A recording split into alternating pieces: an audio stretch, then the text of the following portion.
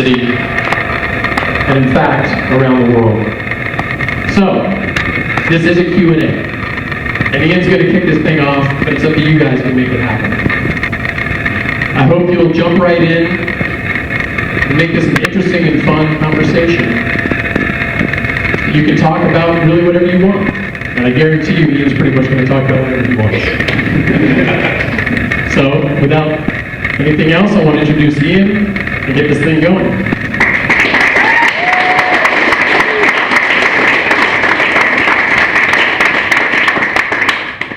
Thanks, Al.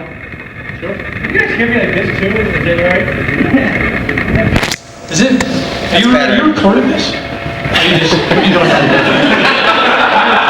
Okay, so because you'll be upset if I don't talk on the mic.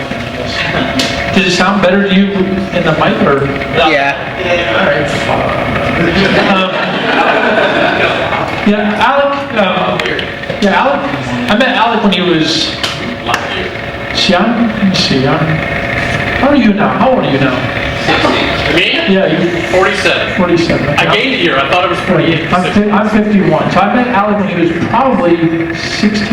15, yeah. In my early days with Alec, he was a Bethesda kid. I'm a DC kid, and the punk scenes were sort of around this area were sprouting up these little clutches of kids, and the B-Town kids were badass. There was a whole crew of B-Town kids.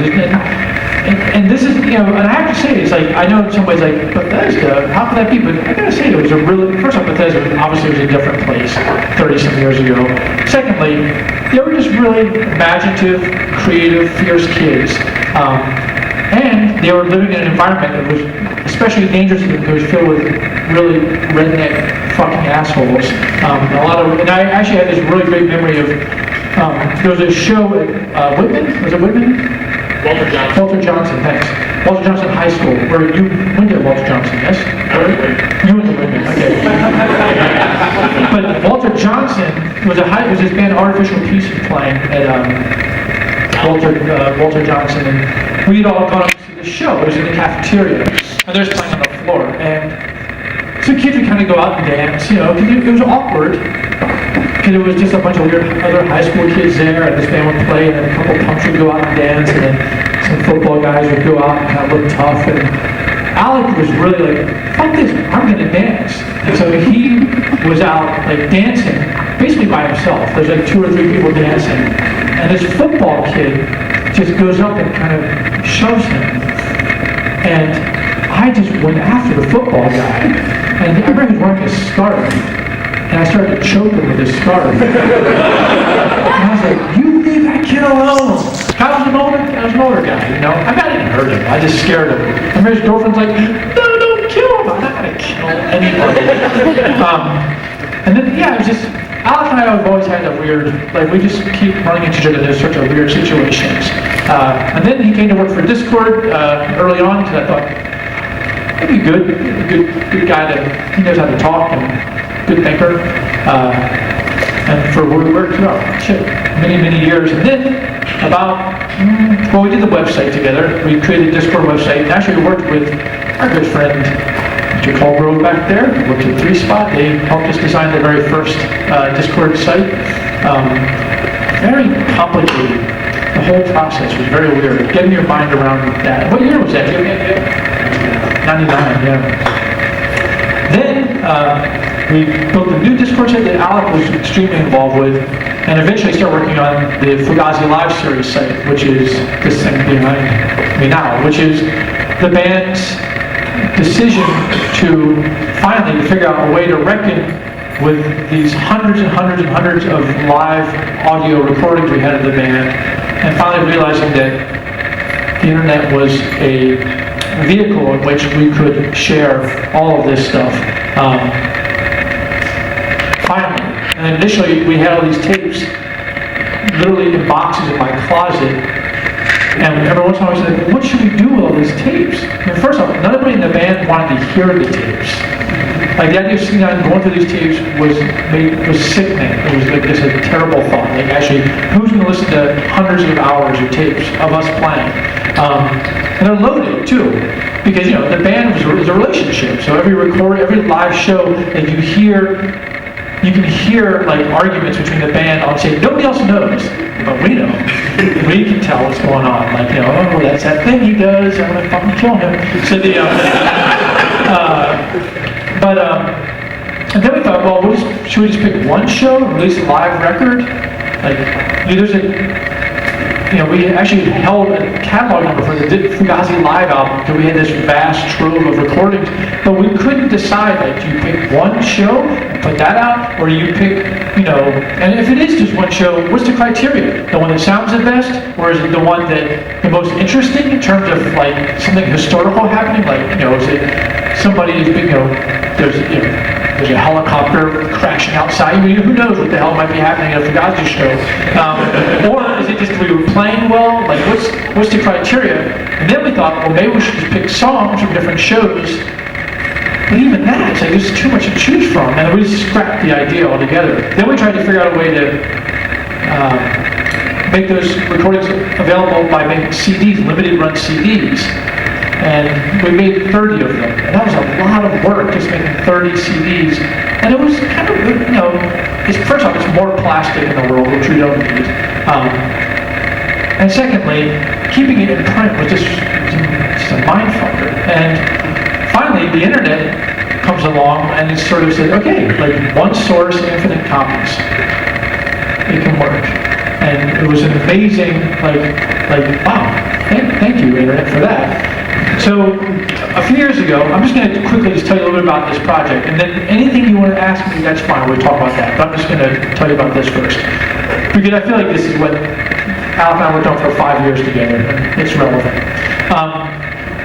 About 4 or 5 years ago, there was an NYU archival art student named Peter Alexic, who had happened by Dischord House, where I work out of, and had my collections.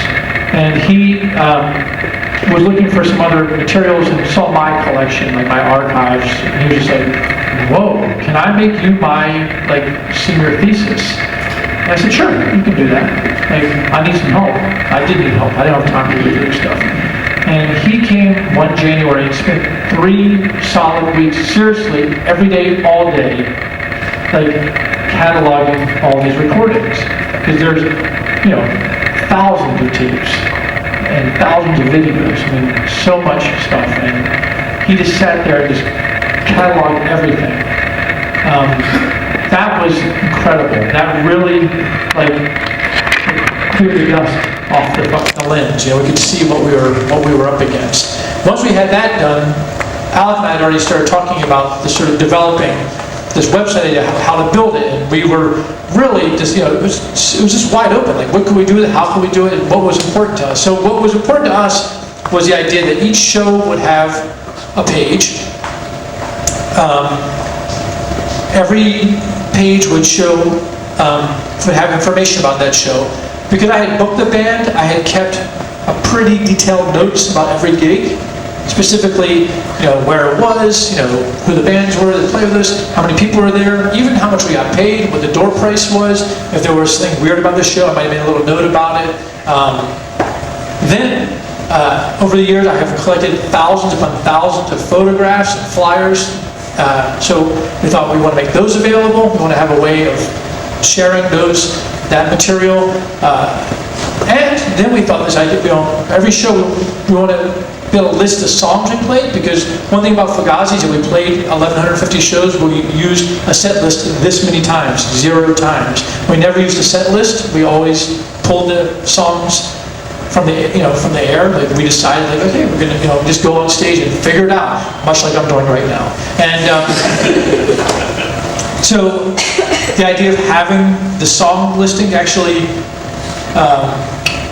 just laid out like that was going to be, I thought it would be so great. And then to be able to search by song, which was really important. So you could see, if you really like one particular song, you can just search every show in which we played that song, you can check it out. We discussed at length about the pricing and how to do that. We weren't going to give it away for free because we feel like that people should support the arts. But and I'm going to show you, I guess. Maybe we'll just. You all have looked at this already, or should we look at it? All right. So let's. Can you drive? You want to drive, or somebody? Sure. Okay. So that's the front page there, and you can see if you scroll down a little bit. Just scroll down. Scroll down. So this is our search engine here, and you can see. Stop. So there's your year. You can search by year. You can search by city. You can search. You can search by song, or by state, or country, or venue. You know, and then you search. You can see this is like the beginning of the list. We did it. We put it together by tours, basically, like eras. You can see whether we recorded it or not, and whether it's available yet. The green ones are yes. The red ones are no. Scroll down some more, all the way down the bottom. So you can see we have 35 pages of shows. It's a lot of shows. And I'm gonna. I did a talk at the Library of Congress. Were any of you there by any chance? Right, if you were there, you're going to be bored. I'm going to tell a similar story now. So let's go to year 1990. Let's go to Dallas, Texas. Go. Click. All right. So this is a show that we played in Dallas, Texas, 1990. Fugazi, we always, because we demand play all ages shows, and because we wanted low ticket prices, a lot of towns we got there, like the venues that were there, were not going to accommodate that. Dallas, Texas is one of those towns. Like there was a club there called Deep Ellum, perfectly good place, not evil, but 21 and up, that's it. And, in our opinion, like music is for all people. The idea of playing a show where people under the age of 21 are not allowed in seems insane, especially since our country is so gleefully happy to have those same people go out and murder people around the world, right?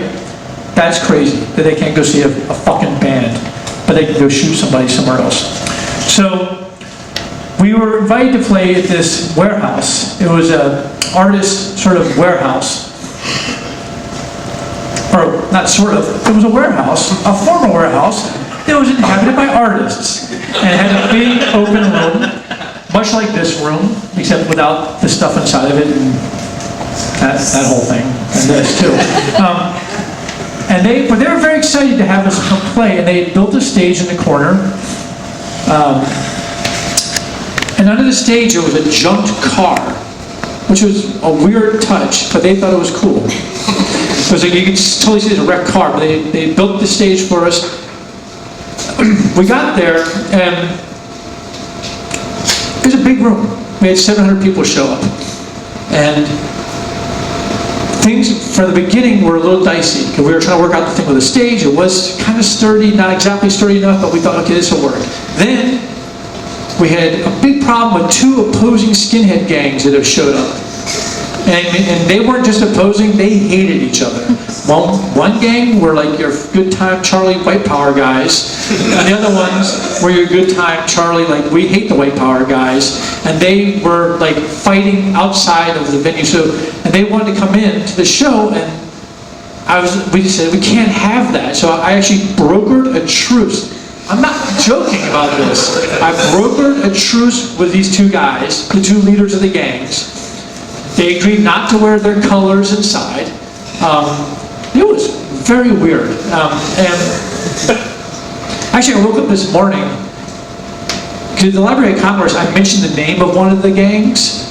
And I woke up this morning like, oh my God, I hope they don't, it's like some like angry, embittered ex-guy from that gang doesn't put a hit on me now, because I had to laugh at their expense. But anyway, they agreed not to bring their jackets in, and they were going to be peaceful. We're like, all right, that was a big deal. We had a line of kids, and they were already, like, the fights were breaking out, and finally it was cool. We got the gig happen. So the first band played, a band called Last Rites, and you can see that by looking right here where it says play with Last Rites. And the stage collapsed, right? But don't worry, there's a junk car underneath the stage, right? So it's now like it's at an angle, like on top of this car, and we're like, well, this is weird, like. But we kind of get up there, we're trying to set up on the stage, and it's a little rickety, but you know, we got to do the show. Because here's the thing about Fugazi, and any band worth its weight at all, is like the gig. Like, people are there, we're gonna fucking play. I don't care what happens. We're gonna do everything we can to play. I don't understand bands that book shows and then like bail out because someone's got a headache. Fuck that. You gotta play. You gotta do it. So, everything is going pretty well.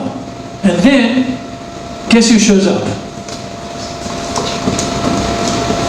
The cops. They showed up. And they said, what is going on here? We're like, oh, what? We're having a party. And it was like 700 people. And they've been, you know, and the cop says, whoa, we got to get a fire marshal here. It's like, uh-oh. So the fire marshal comes. And the fire marshal looks at the room and says, okay, there's no fire exits, there's no fire lanes, there's no lighting, no correct lighting. He's like, this is not going to happen. We said, well, hold on. The gig thing, you know, we're going to make this work. What do we need? He goes, well, you need fire lanes, you need a fire exit, you need lights. So, like, we and the crowd worked with us on this. The band and the people who lived in the room and the crowd, we created fire lanes, voluntary fire lanes, and mapped out the lanes with duct tape. We made exit signs out of pieces of cardboard hung above doors. And the people who lived there brought like lamps out and stuff near the fire exits, right? And it was a pretty serious, effort. People were we were trying to make this show happen. So it's all done. The crowd's actually being nice. I mean, they've been standing for 45 minutes, almost an hour at this point. And they've actually, they're minding the fire lane. When we come back up, we're like, okay, we're ready to roll. And this guy, Tim is his name. I know that because he kept calling me Ian. And I just thought, I don't like the way he uses my name. So I looked at his badge and I go, Tim, here's the deal. Tim, I'm Ian, you're Tim. So Tim, this guy, I said, he goes, show's off. I said, oh no. He goes, just going up and tell them that show's off. I said, I am not going on that stage and saying that. I said, we have worked too hard. I said, if you're cutting the show off, you go on stage and do it. He said, you're going to start a riot. I said, I'm not starting a riot. That's on you. Then he just said, he was like, I could arrest you for this. I said, for what? I said, I've done everything you said. I said, you told us to do that, we did it. Now you told us to shut down, you go tell the people. I'm not doing it. They've been waiting for an hour. So we had another meeting. This is the beginning of the meeting. We're having this sort of meeting about the situation. After they huddle for a minute, they come out and say, okay, there's only one way this show's going to happen. The one way the show's going to happen is that you can play, but the audience has to stand outside. Now, this is a warehouse on a small street. There's a big kind of garage door opening. And the police, their idea was they would close the street and let the kids stand in the street and let the music spill out of the opening. I said, okay, if that's the only way it's going to happen, we're going to do it. So, click on that picture. That's Tim, me, and Guy. You can see Guy, he's in a good mood. So then, this is us telling the kids, they're not happy about this at all. They're booing, they're so angry. I said, this is going to be incredible. When's the last time you saw a band from outside the building?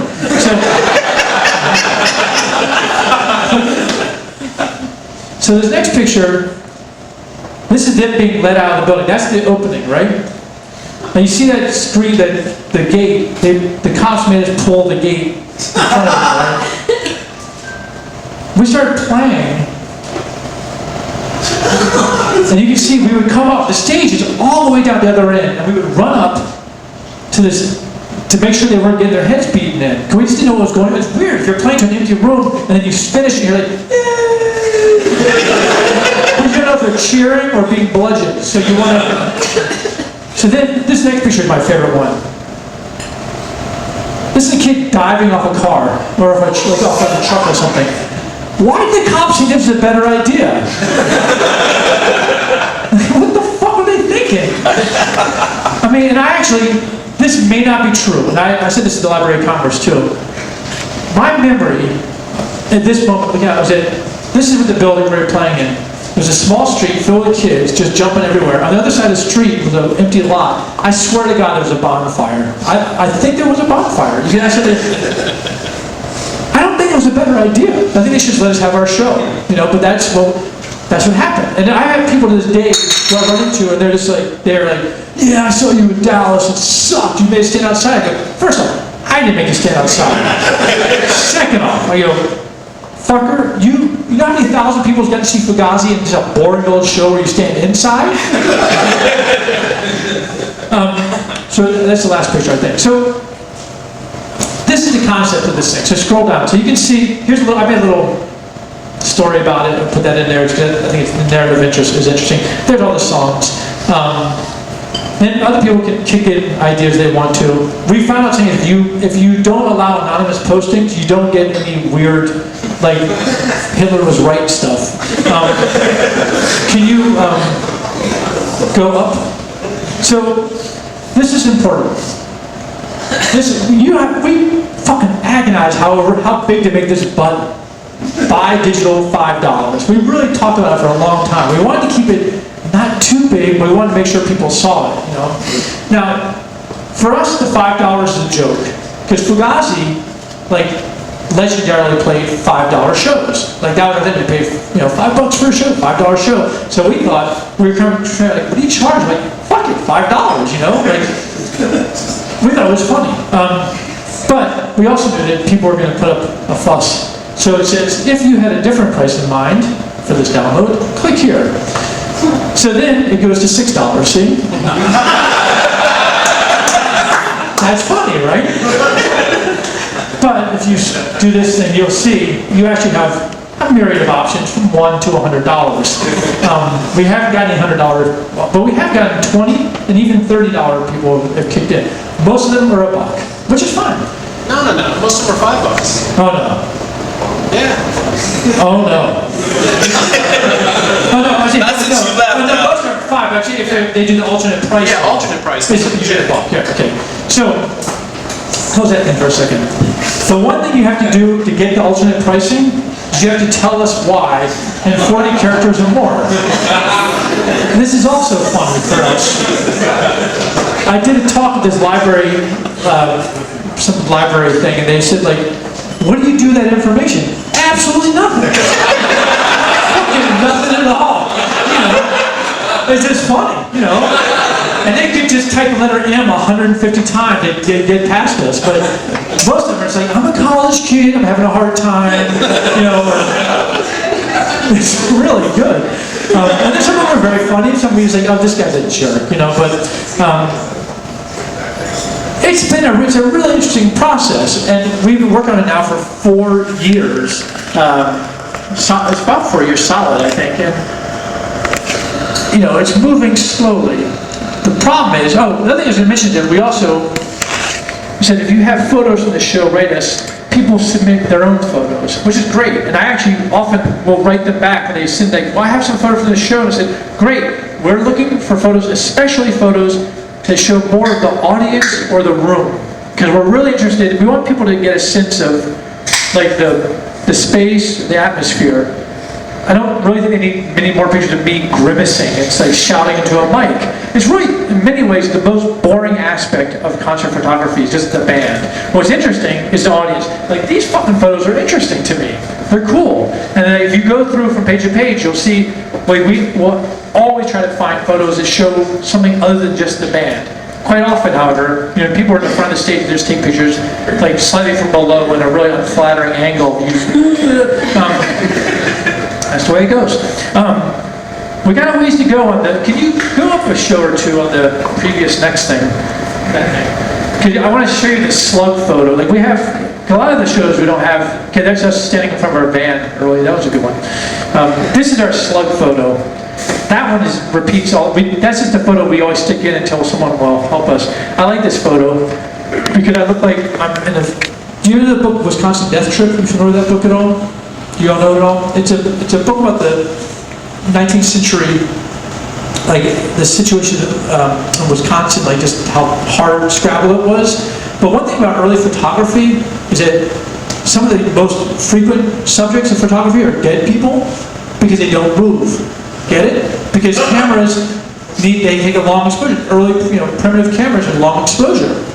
So like, you ever seen where the studios, the guys have like a brace for the head to keep, like very still, but dead people don't move, so quite often there are a lot of people whose only photo ever was them in a coffin, which is interesting. But there was a particular image of these people in a coffin, and I was trying to look like that. See, this is, don't I look like I'm in a coffin, kind of? I like that picture. And you think I'm lying, and I'm not lying. That is the truth. That is the absolute truth. So we encourage people to send us photos. And we've got quite a few. In fact, way too many for us to deal with. Us meaning me. Because since Alec left, I'm fucked.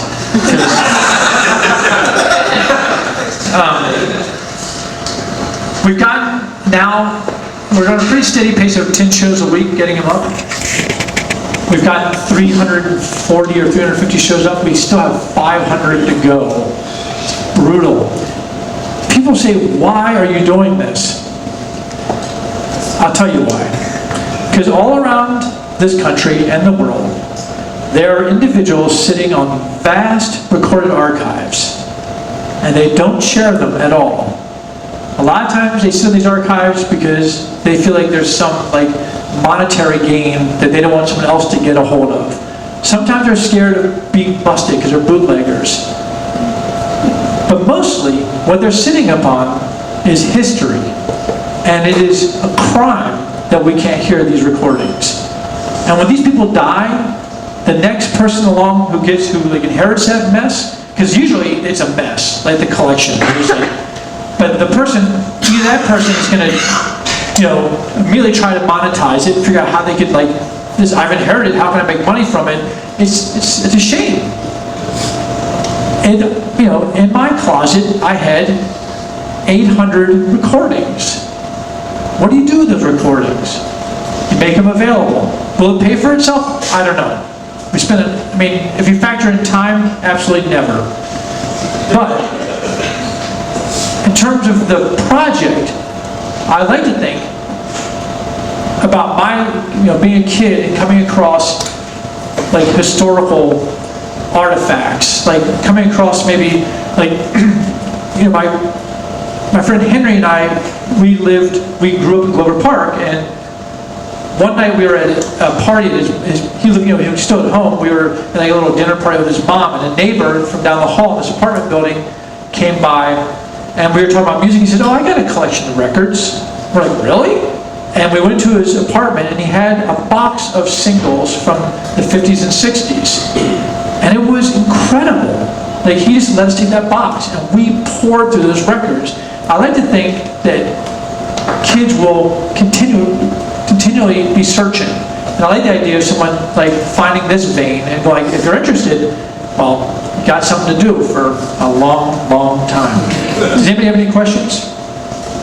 Yes, sir. Sure. Hey, thanks. So I saw you went to Ching once again. Yes. And I forget in DC.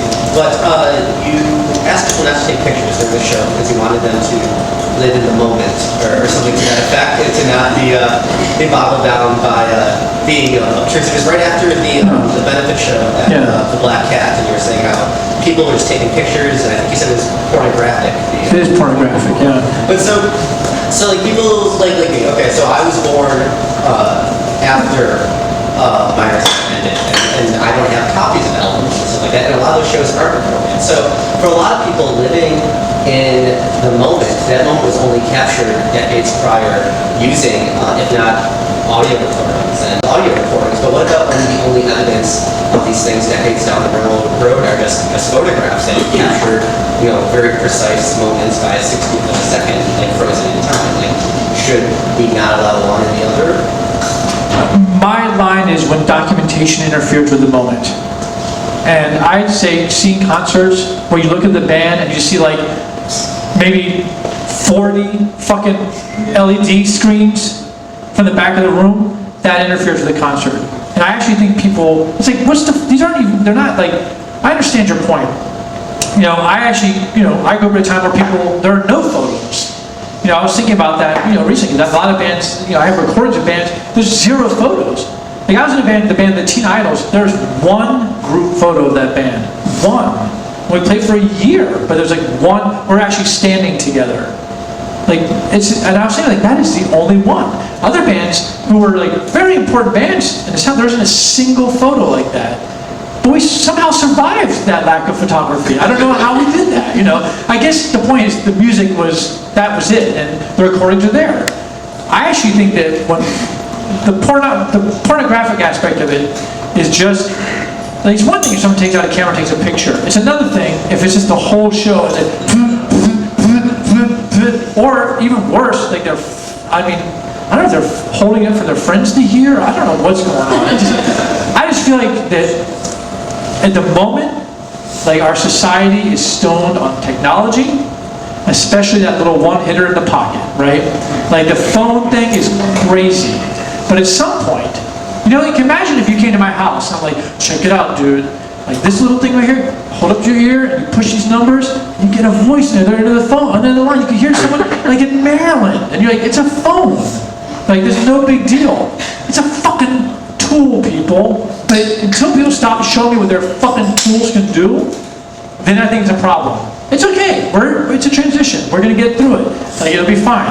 It won't be that interesting that you can play your phone like a harmonica. It's just gonna become less interesting as time goes by. We'll be okay. I think there's a difference, and I think that there are. I'm not against. It wasn't like a Zen moment. Like live in the moment. I wasn't trying to be like give some Buddhist thing. I was like, I just want people to stop fucking taking pictures, because here's an interesting problem. Like I don't mind my picture being taken. I'm not like shy about that, and I don't mind talking to people. But at the end of the even shows, quite often, I will just after the show, I'll sell records, and people will line up, and they can either buy a record or say hello to me. I'm happy to talk to them, shake their hand. I'll sign something for them even. But the photo thing is insane because every person has a camera. Right? Because it's their phone. And every next person doesn't know how to use that phone. So what happens is, like, dude, get a picture with you? And you're like, sure. And then they hook me up, and the guy's like, and then, but the thing is, it tacks on like an hour to the proceedings. This is crazy.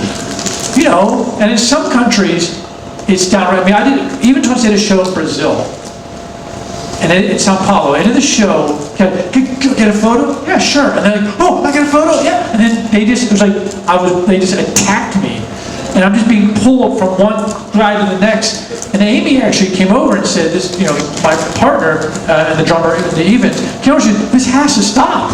Because I was just being like torn around by like these photographers. It's fucked up. It's just wrong. I think it's okay. I don't take pictures. I'm not going to take a picture of you all, but I was here and I will remember it. Anybody got a question? Yes, sir. I'm wondering how you feel about new services such as like audio or Spotify and how they compensate for your artists. Partner with exposure to those artists. Right. It's the Wild West, and he's asking about Spotify and all that mess. It's a drag on some levels, but it is what it is. It's the fucking weather now. So, bring an umbrella. And that's where it works out to, ultimately. The way I look at it is, every song I ever wrote, I wrote to be heard. So, if that's the way it's going to be heard, fair enough. I don't like the fact that part of their business model in turn to line their own pockets is to fucking screw over other people. But that's also the American way. And guess this is where we are. This is like, that's it. This is the Harvard Business School model. Like, you know, fucking no offense to Harvard Business School, anybody here? I once had a discussion with a Harvard Business School student about a school discussion about whether corporations could have ethics. Like whether the two, or you could do such a thing as having ethics within a corporate environment. I mean, or if they're important or relevant. Of course, my argument is, well, of course they're relevant, because ethics are important. And they're saying, yeah, but corporations can't really do anything bad, because they're not people. This is fucked up. They play this both sides of the line. I think that, so their position is a corporation is just supposed to make as much money as possible. That's it. So in terms of Spotify, that's they're saying, like, here's how we make the most money by not sharing. In terms of the internet in general, and what is done in terms of the record companies, you know, it's fucked them up. Conversely, record companies have been fucking people up forever. And you want to know about the real mob, check out like ASCAP and BMI and all those people.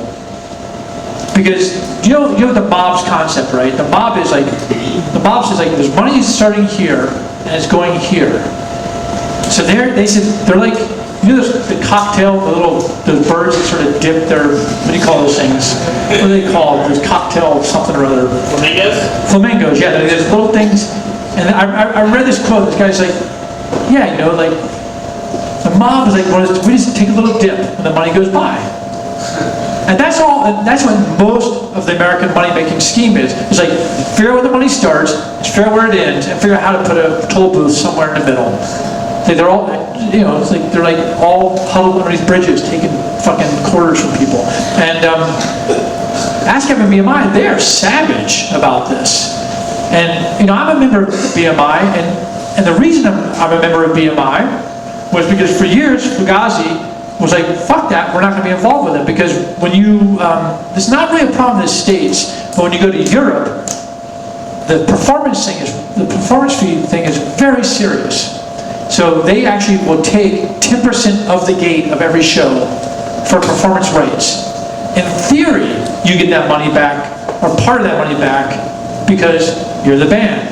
So you're supposed to give them a little list of your songs. Of course, we never use a set list, which causes problems, so we just make up songs, like, you know, we had to be our songs to show that they were actually, like, us, but we just make up, like, waiting room, waiting room, waiting room, waiting room. And, but so we're like, this is crazy. So like, I remember talking to someone, I said, like, if you're not a member of BMI, they're still collecting that money, right? Every time that your song is played on the radio, they're collecting that money. If you're not a member of BMI, where does that money go? That money goes into a general pot, right? Like a general fund. That fund is then split up by all of the shareholders. The shareholders are the people who have songs. Or a portion of that pot, I should say, is split up between all the shareholders. A share is one song. So who owns the most songs? Who are the biggest shareholders? Like Michael Jackson, may he rest in peace, or whoever his people are. Paul McCartney. Paul McCartney owns, like, how many songs do you think that guy owns? Like he owns maybe millions of songs. I mean, he owns so many publishing companies. And I mean, they just bought up everything. And Michael Jackson, you know, they're aggregated. They just buy all these companies. So basically, when they parse out this pot of money of collected funds, it's going to the principal shareholders. So basically, they're just getting paid.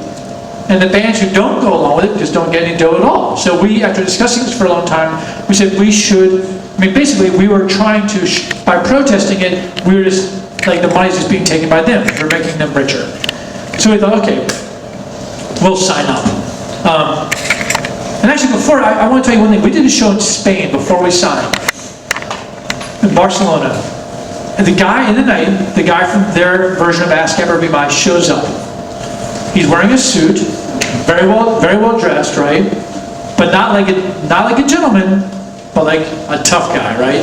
And he just comes in, he wants his money, 10%, right? So if we had, like, you know, whatever, it's like $5,000. He's taking $500. This is crazy. But he's just going to take that money off the top. So knowing that when we were not members of BMI, I knew that he had no claim to this money. How do they collect money on performance rights for a band who's playing only originals?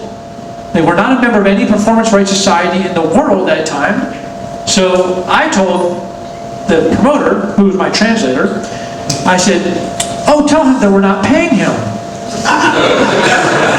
And then the guy said, like, you know, and the guy said, no, they're going to pay. And I said, tell him that we are not affiliated with any performance rights organizations in the world, that we play only originals, and that he has no claim. This is not his domain.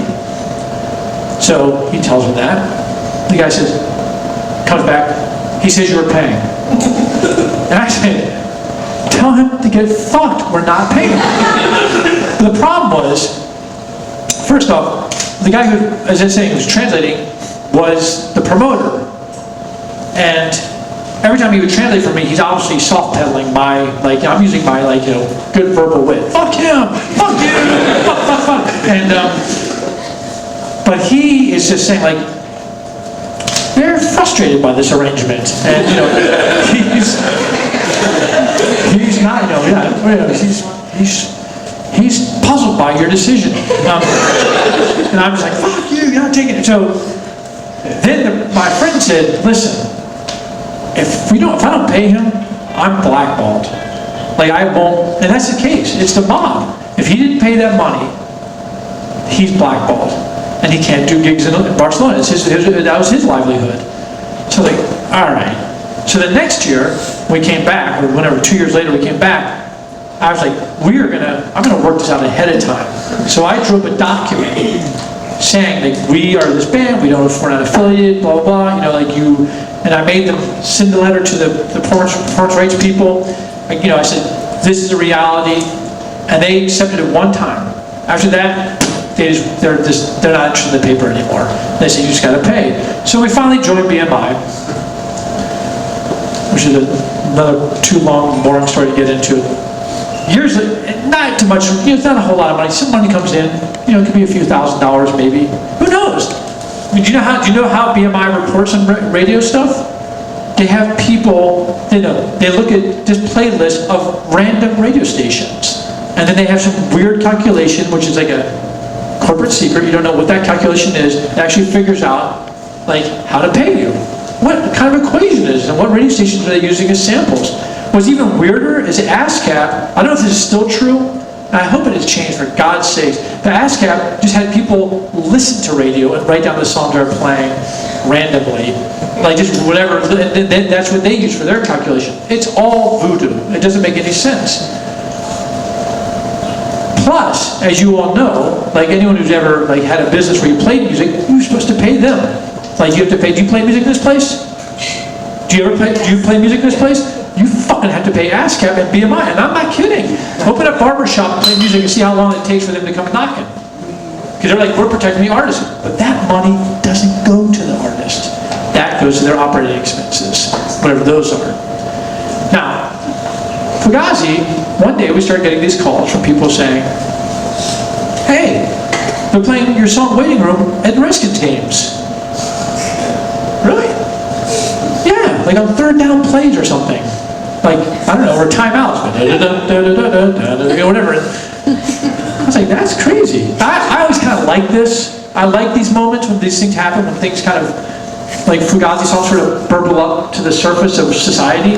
Because I can tell you all that there's no weird, like, pushing going on. Like, there's no PR agency. Like, there's no corporations behind it. It's somebody who worked at that stadium is a fan. That's all I can guess. And it's encouraging to know that these ideas, these songs, can still surface. It's good to know that the machinery hasn't sealed it over entirely. Because most of what you read about is placed. It's not a coincidence that everybody on Earth is writing about, like, Iron Man 2 or whatever the fuck that new movie is. Like, you know, like every time I turn around, like, why is everyone talking about Iron Man, whatever the movie is?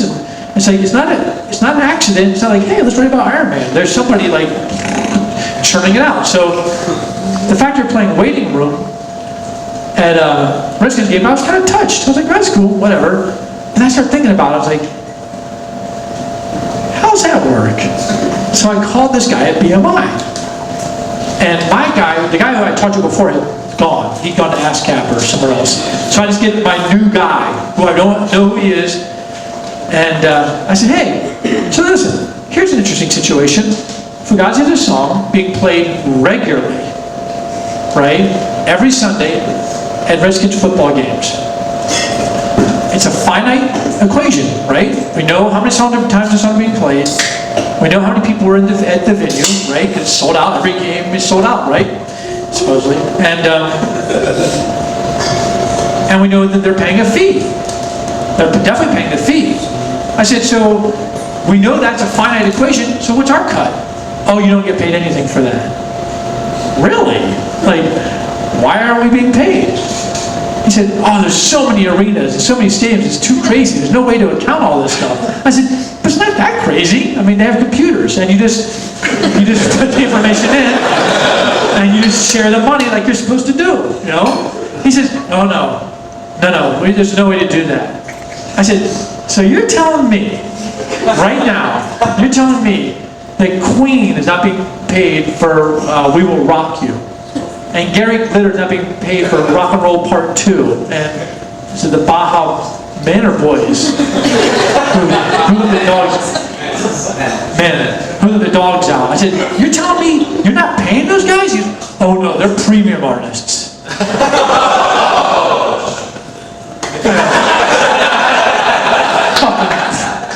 Premium artists? What the fuck are you talking about? Then I said, that's crazy. He goes, just reality. He goes, you know what? He goes, listen, here's what you need to do. First off, keep practicing. He goes, get a manager. You'll be surprised. You can get a label's interest. I said, do you know who you're talking to? This is my BMI rep. He encouraged me to get a manager. Wow. Anybody have a question? Yes, sir. I was reading about your sleep collaborating process, and just it's a humble kid sitting on that check. And I was wondering to what extent do you think it's possible for something like that to happen kids around the same age in today's world? People always, he asked me, he said that he was reading about Dischord's humble beginnings and how we just started the label, which was very humble in all truth. Like, we were 17 years old, or I may have just turned 18 at that point, and we had a tape, we had some money, the band had broken up, the Teen Idols had broken up, and we're like, now what? It's like, let's make a record. And you can imagine, like, the interest that record labels around the world have in a demo tape from a teenage hardcore punk band from DC that had broken up. Like, we didn't exist on anybody's radar whatsoever except our own. So we thought, well, let's put out our own record. But it was, it was like to create a document, something that was important to us. That was the point, to document something that was important to us. So we really had no idea how to make a record. None of our parents were in the music business whatsoever. No idea. So we just went, we asked this guy, Skip Groff, who ran a record store out in Rockville, how do you do this? Because he put out a couple records, and he said, here's the name of the pressing plant, Nashville Record Productions in Nashville, Tennessee. They do country stuff mostly. He said, you just call them. So we called them, and they said, yeah, just send us the tape and a check for $500. And we said, okay, we had 8 songs. They were all like 45 seconds long. So we said, we want a 7-inch with 8 songs. And they were like, what? Like an 8-song 7-inch? And they're like, they did it. They worked out. It was a little puzzled by that arrangement. And then to make the cover, I'm just going to just quickly tell you how we did the cover.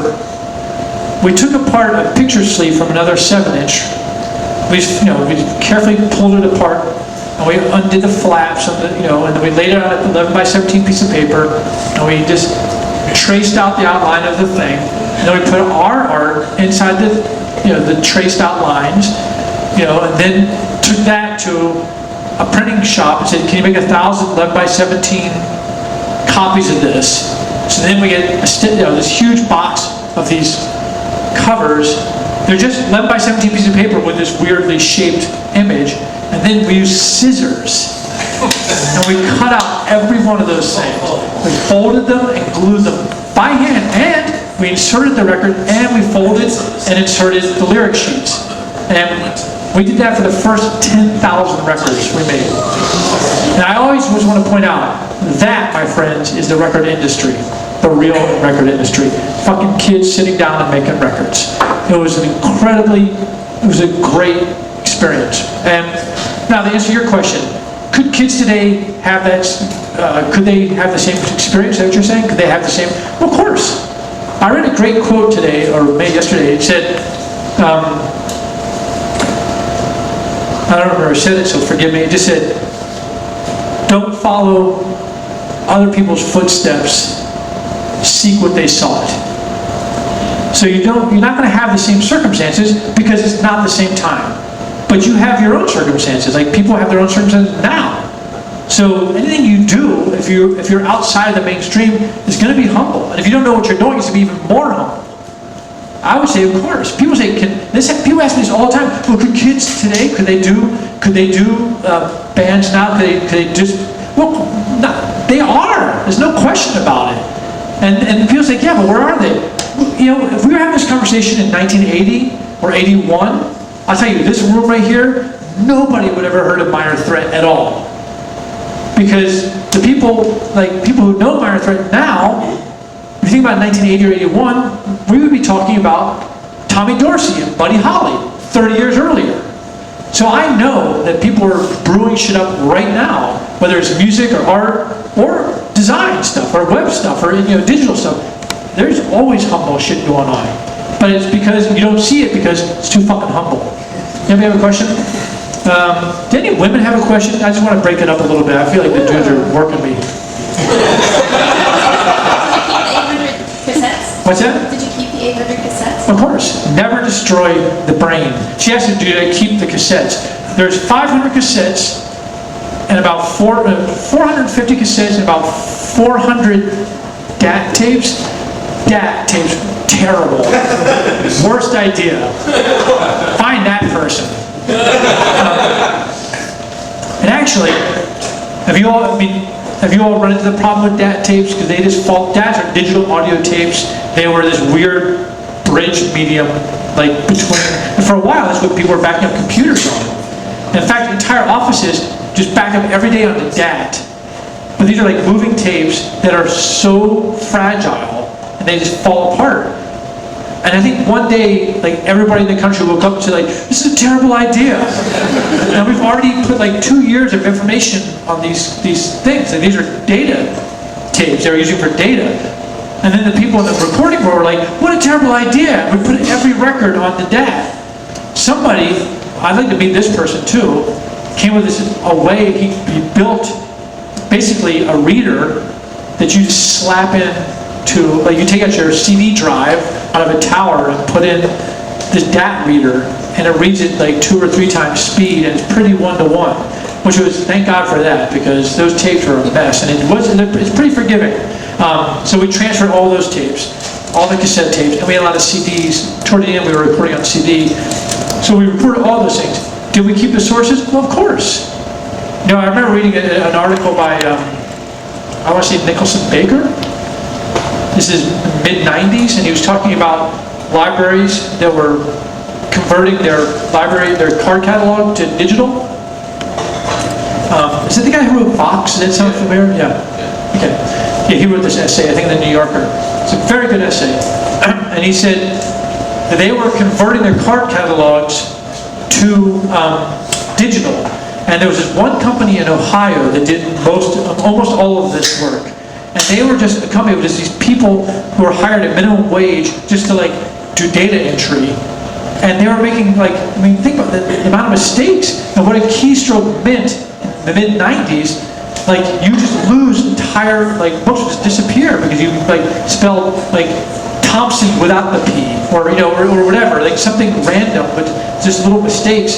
But he said even worse is that these libraries were like so euphoric about like this new like database that they were destroying the card catalogs, and including one that actually burned it. They had a bonfire of the cards, and I thought that those people are stupid. You gotta hang on to that stuff. You want 50 cents? How many shoeboxes? What's that? How many shoeboxes? They're not shoeboxes, they're boxes. There are a lot of them. A lot of tapes. There's also, I should say, that not only is there live recording, we probably have, I don't know, maybe another 100 of cassette, like, practice tapes and stuff. There's demos and things we just never, we haven't gotten, and we have 500 or 600 videotapes that I don't even want to think about right now. It's too much work. Yes, sir. Yeah, so DC has a particularly vibrant group house culture where these things take place, the recordings and performances. Can you talk about? Very interesting, actually. I've only lived in 3 houses my entire life, which is part of the reason I have such a weird collection, I have such a massive collection, because not only do I live in these 3 houses, but I have keys to all 3 of them. I own two of them, and my dad still lives in the first one. I grew up in Glover Park, and then I lived out in Dischord House in Arlington for 21 years, and now I live in Mount Pleasant. So if you don't move, it's much easier not to throw shit away. I'm not a hoarder. You come to my house, you can walk, there's no like, you don't have to like snake your way through stacks of magazines and stuff. It's just, I just didn't have to throw shit away. I didn't have to throw away letters away. I can't believe people throw away letters, but that's just me. I think, I come from a family of kind of archivally minded people. My mother kept all of her letters. And when she got into her 50s or 60s, she started reading, she kept all her letters by friends, and she'd read all the letters that one person had sent to her. And she would sit at her typewriter and just type out like the parts of the letter that she really like kind of touched her. She made like a little, what do you call it, like a digest almost of just like all of her favorite little quotes from the letters. And then she wrapped the letters up and sent it back to the person. That'd be nice, like 30 or 40 years later, getting all the letters you wrote back. That's fascinating. That'll tell you a little bit about yourself. And I think that my mother, when she died, she left us 3 filing cabinets full of journals and other related like notes. She's pretty incredible on this front. I mean, I'm still trying to figure out what to do with that stuff. That's a huge project. In terms of the group house stuff, sorry, I don't mean to go off on the thing. The Dischord House was a group house, and it was very much an intentional community, meaning it was 5 punks who needed to get out of their houses, need somewhere to live. It was very intentional. It wasn't like, I'm renting a room. It was like, we need a place to live. We didn't go to college. We just went straight to Dischord House. And we lived together, 5 people lived together for many, many years. And then some people, moved in and out, but it was just intentional. Then other punk group houses started to form. In the beginning, it was just us. So every kid would just like escape their parents' house and hang out at Dischord House, which was great. Then later, there was like, within a year, there was a house. Was it TGIF you lived in for a while? TGYA, that's right. That was, where is that? Just over 12th and H. 12th and H Street. And then there was a house. Was there one down in Georgetown? Flipper House, yeah. And then Austin Force House, of course. And then there was Pirate House and the Embassy. And like, Mount Pleasant was filled with punk group houses. But they were really, everybody knew, it was like you all knew each other. It was really specific. The group houses now seem more like rooms for rent, kind of boarding house kind of things. Not necessarily a bad thing. I mean, it's a different thing. I don't know that. I mean, I've met a few people who are still living in like really kind of like intentional kind of communities, which I think is a really profound way to develop, because mostly not because of the things that are scheduled, but because of the conversations that are unscheduled. Like that's where you really come across great ideas. Like, and you just need to actually bump into somebody to get to that point. When you don't, if you're living with people you don't talk to, or you don't really know, or you don't have anything in common, then you're just like, oh hey, can I use the bathroom next? Or, conversely, you just don't talk at all. Or, if you live on your own, then you bump into like your partner, like, nothing really to talk about, But man, I always think about this, like that, like 2 in the morning, like you're in the kitchen having a bowl of cereal, and then someone comes home, and you're like, where you been? Oh fuck! I saw a Metrobus flip over. Like, what? And then you just start going from there. By the end of it, you've written a song. So the I think that those kind of environments are incredibly central. Like they're petri dishes. You know, they really develop. It's a dialogue, and you start to feel like you're connected, you know, to somebody else, and that ultimately builds into, you know, if you have more than one house, and you start having. Like I used to like buy boxes of light bulbs for Christmas to take boxes of light bulbs to other houses, because that's like the one thing that no group house wants to ever buy. You know, like no one's like, I'm not buying it, I fucking bought the last ones, dude. So you always say, that's a good Christmas gift, just bring them a box of 100-watt bulbs or something. Actually, this is an aside, but I'm going to tell you this story because it's fucking funny. One year I got this idea that I was going to make every group house a batch of samosas. And I had been going to, there's a place called Indian Spice and Appliance. It was on Wilson Boulevard in Arlington. And what was that? A1 Spice, no thank you. A1 Spice and Appliance. Do you know the place? I think I go there. Is it still there? Shut up, really? No, it's not there. I was thinking about it. Well, it was there for sure. And so I went over there and I was like, okay, how do you make a samosa? So I had looked in a book and saw like, okay, I bought a big can of ghee, which is, you know, clarified butter. It's pure oil. And it says, okay, you just get this going, you know, and then you deep fry these things. So I put it in a pot and I turned on, and it's boiling like mad. And I was just feverishly making these little triangles of potatoes and peas, making one after another. And I made like, I don't know, 100 of these things. I was going to give each group house a bag of them. So I started the process of putting them in. They're just browning up. They look so good, man. I'm like, oh my God, I'm making fucking samosas here. And I just have them lined up, right, all over the kitchen. I'm putting them on paper towels all around the kitchen. We're just lining them up. We're like, this is the greatest gift ever. So then, like, and they're hot now because they've been boiling, you know, by a giant thing of ghee. So I finally like, I'm going to test one, and I bite into it, and it was like biting into a sponge of oil. Because I didn't understand that deep frying doesn't mean just like you put a pot of oil on a stove and heat it up until it bubbles. You actually need to be very hot. I didn't know. I don't know how to cook. And I bit into it, and the oil just poured down my mouth. I was like, whoa. That's not a good samosa. And then we try another one. I'm like, but they're gold brown. They look so good. But take this as a tip from me. And I'm like, what are we going to do? I have 100 oil sponges now. What do you do with those? What the fuck do you do? We just fed them to our dogs. Who, I might point out, died shortly thereafter. That's a funny aside, right?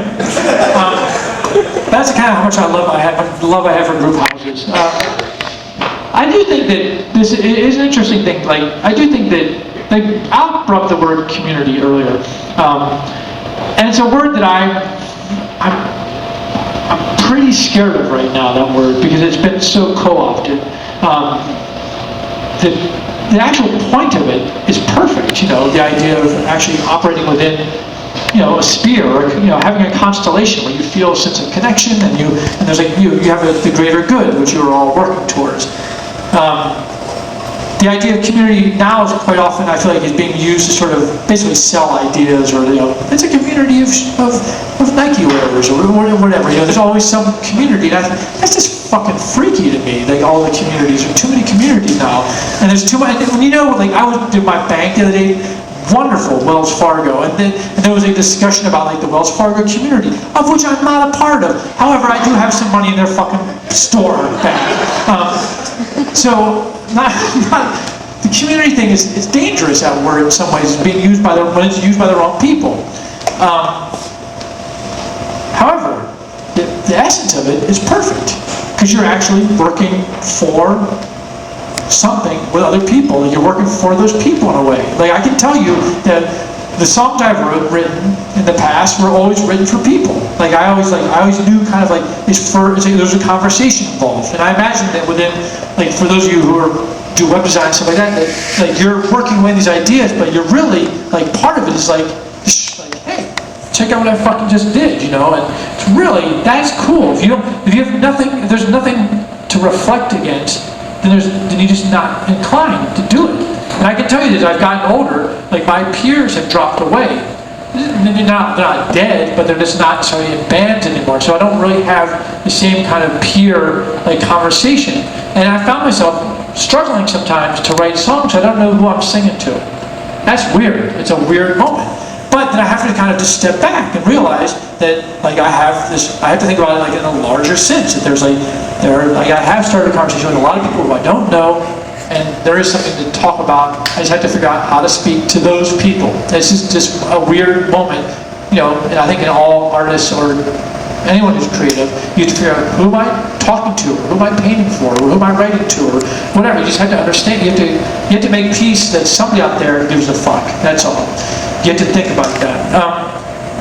Ultimately, though, in this city, especially since Alec brought it up, this is a very cellular town. Like, having grown up here, I've found that and I've lived here my entire life, right? So I keep running into people who are like fiercely DC, who I've never crossed paths with. Like, I once met these people where they're part of like the embassy scene. They're kids from other countries who are like part of the embassy scene, and they were really like all about being Washingtonian. And they had a really hardcore clique, like a tribe of people that they rolled with, and that I had never crossed paths with. And then I met the guys who were like in go-go bands. Like, you've seen the globe posters in the front there. Like, the go-go scene, they're so DC, it's crazy. And then there's like, the punk kids, we were all like, we had chips on our shoulders. We're in Washington, DC. So many people, like they always say, when you grew up here, it's like, gonna move to New York, move to New York, move to New York, move to New York, move to New York, move to New York, move to New York, move to New York, move to New York. I'm moving to New York. Oh, move to New York, move to New York, move to New York, move to New York, move to New York. Oh, so this is, and that's where the dough is, or whatever. But like, I'm a 5th generation Washingtonian, and my mom was like, nothing wrong with DC. All 4 seasons are well represented. Gets hot in the summer, cold in the winter. It's a cycle of life, good thing to be reminded of every day. I agreed with her, I like it here. Other people also like it. And they become, it's like a provincial thing, but you realize all these scenes, and we just don't interact. That is the weird nature of this town. It's because the giant machinery, the giant thing that drives everything, the canopy, like the economic canopy, which is that fucking big operation called the federal government, it doesn't care about interconnection. Not interested. It's just, there's too much to do, too much money going on. Like, I don't know, like, do you have a lot of like contracts with those people? No. Good for you, Jesus. I have friends who did web. This guy who came from San Francisco, and he's a very good, whatever he is, developer of some sort. I don't know what people do, but. And he was freaked out because all the contracts he kept coming across were all mostly Department of Defense, like across the board, or like some weird adjunct. And it was very depressing for him. He couldn't find anything outside of that world, or very little, I should say. I think that canopy doesn't appreciate art.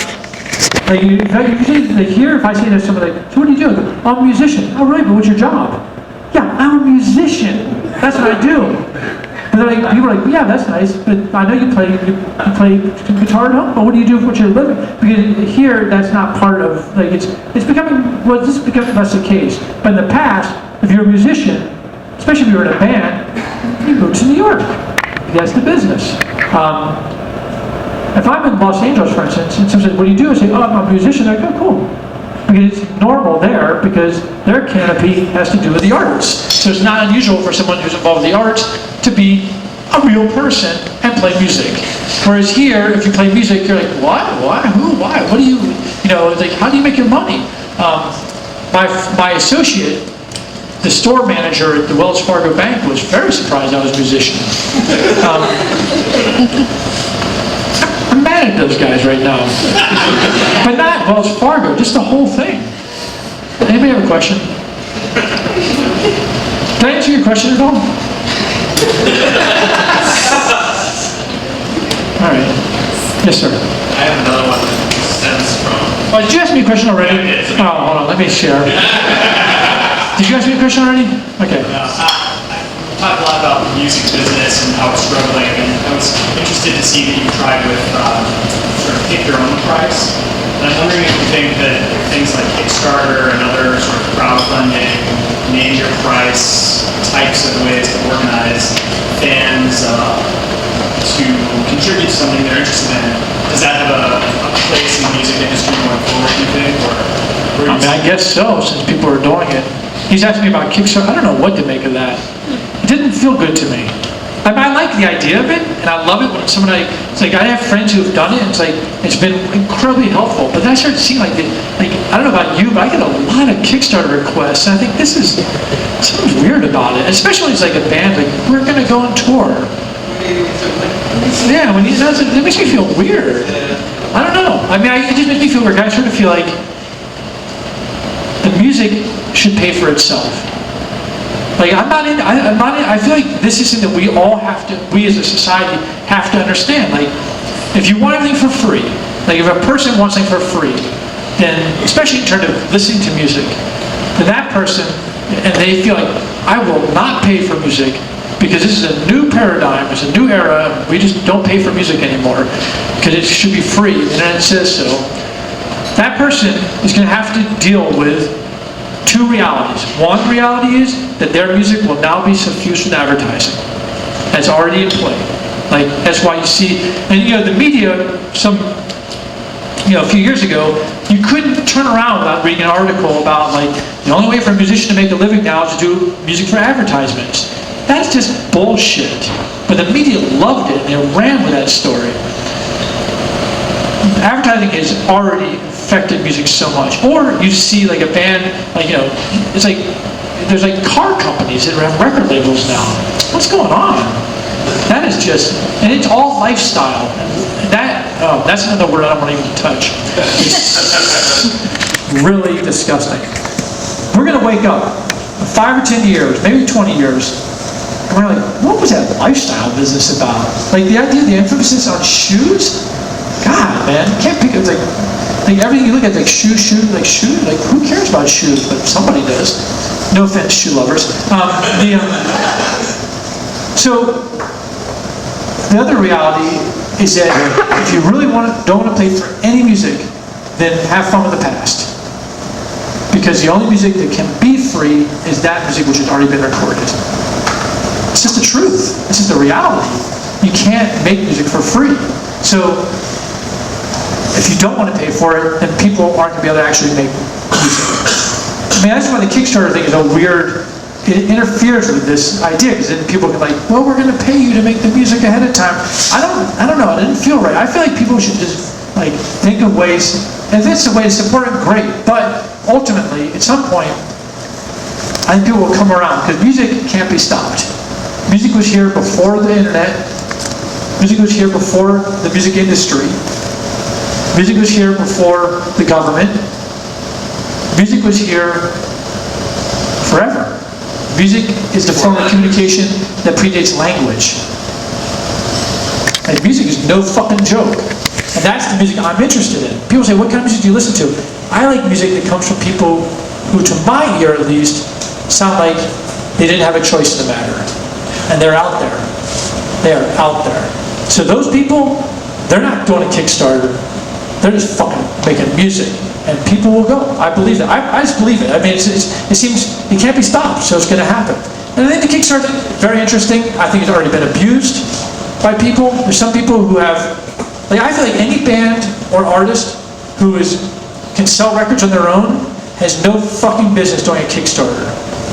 Because there's so many bands out there that could really use the leg up, who someone's not going to kick their $20 towards because they already kicked it to some other much more popular artist. If you can sell records, just spend less on the recording and don't just gang people. It's a bummer. It's like charity for the rich. Anybody have any questions? Where are we at? What time is it? 8:30. 8:30? Yeah, we have a couple more minutes. Are you guys tired? You want to stop or you want to go? Yeah. You want to go?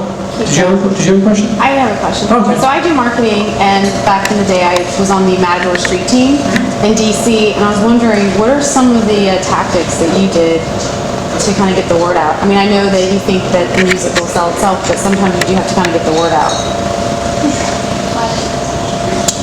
she's asking, she was involved with Matador, she was part of the promotion stuff, and she was asking, what did Dischord do to get the word out? And she was saying, it's not just the music, but I have to say that music, I don't know. That's how I looked at it. Like, I have a philosophy that has driven some people mad, that it's advertising without adjectives. So in other words, like, inform people that it exists, but you don't have to tell them that it's good. Like, trust them to make their own fucking decision about whether it's good or not. So how were you telling them it existed? Well, we had an ad, one ad that we would use. We had this Dischord ad, which is another, like, we just run this one, same template ad. We ran it for years. We still run it to this day. And we just list the most recent record. And it was never like for a particular record. It would just be like, here's our most recent records. And maybe if there's a new record, we would put the name of that band underneath a rather nondescript or weird, like disconnected photo. And we were just trying to make it graphically strong.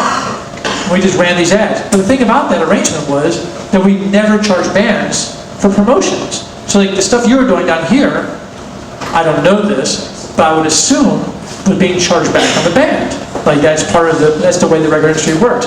We never charge our bands for promotion, ever. If we send out a lot of free records, those are records we didn't sell. So those records, in theory, that money would come off the top of the project because we did straight profit sharing. We did and do straight profit sharing. I'll take this moment to say that we've had this label for 32 years. We have never used a single contract with any band ever. I don't have a lawyer. I've never used a lawyer, except one time where I had a dispute with a neighbor over a fence. And then I wrote up an idea of like they want me to sign something that says like, you won't hold us responsible for any damages that happen to your property ever if we damage anything. I said, I'm not going to sign it. So I wrote one saying, I won't hold you responsible for any damage that's not connected to that fence. Like if they were building a fence, they wanted to come in my yard. So I sent it to a friend of mine as a lawyer and I said, hey, could you just look this over and see if it makes sense? And he just started working for a firm and he sent it back to me with a bill that was astronomical. I fucking wrote it, you know? And he charged me $12 for first class. He's in Arlington. I was in Arlington. He charged me $12 to mail me the letter, proving that, yeah, this is pretty good, and $6 for me to receive my fax. And I wrote him and said, like, I called and said, are you kidding? And he said, no, I'm sorry, it's my firm. I said, I'm going to pay, if I have to pay this, I'm never talking to you again. Like this is not going to fucking happen. That is not cool. Definitely not punk. So anyway, the point being that the label is, yeah, he may charge me with a phone call. The whole point of the label is to document a specific scene of musicians in Washington, D.C. In the very beginning, it was a very clear-cut thing because it was just like me and my friends. There was like 24 of us, you know, or maybe 36 in the beginning.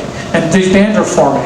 I mean, literally, in the very beginning, there was the Teen Idol single. It took us 3 months how to figure out to put out a record and to make these records. Remember, we're sitting there folding and gluing by ourselves, right?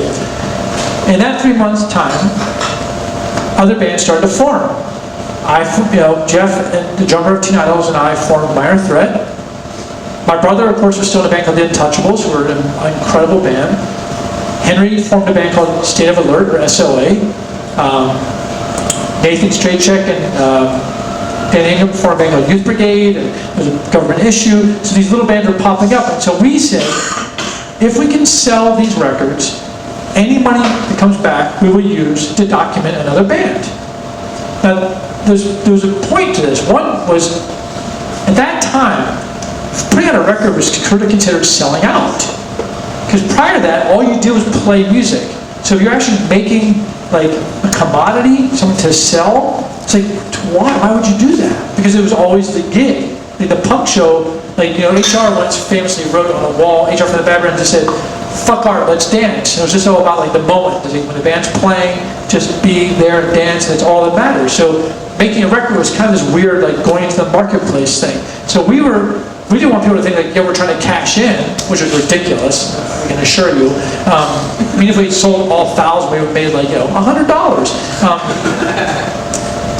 But mostly, we were like, any money that comes in will go to putting on the next record. Well, the record came out in December. Henry and SOA guys, they recorded shortly thereafter, like, you know what, we can't wait for the money to come back. So Henry put up his own money, and he put out his single, and he said, look, any money comes back from this, put it towards the label. And then that's what we did. Every record we put out, the money we'd sell those records, and it would just go only the label. I didn't pay myself from that company for 5 years. We just didn't pay ourselves. It just always went back to the label, always. That was just the way it went. And it worked, because we just wanted to make these records. We wanted to document something that was important to us. Now, that community of musicians, like that group of kids, that tribe or clique, whatever the fuck you want to call it, it grew. And I kept thinking, okay, well, cool, that's cool, these guys are good. Like, they're a good band, they're friends, we're part of their, they were part of us, and we document them. And then we started getting to a situation where people were coming to town from other towns who loved the music.